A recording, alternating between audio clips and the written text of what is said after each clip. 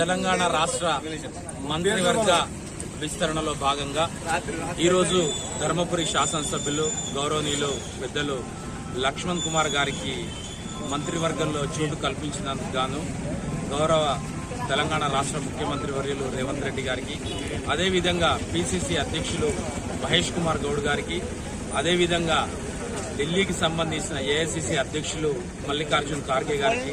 రాహుల్ గాంధీ గారికి, అదేవిధంగా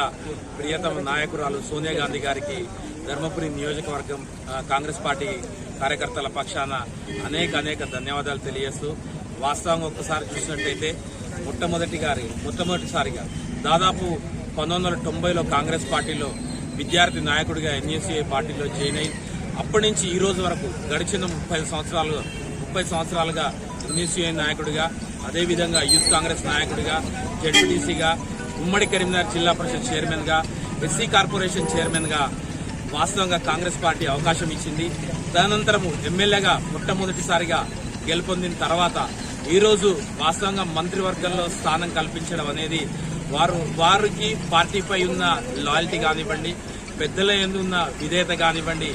వాస్తవంగా ఇది ప్రతి ఒక్క కాంగ్రెస్ పార్టీకి ఒక ఉదాహరణ. ఏదైతే అతను అత్యంత నిరుపేద కుటుంబంలో పుట్టి ఒక తెలంగాణ రాష్ట్రంలో ఒక ఎమ్మెల్యేగా, అదేవిధంగా ఈరోజు అమాత్యులుగా ప్రమాణ స్వీకారం చేయబోతున్నందుకు వారికి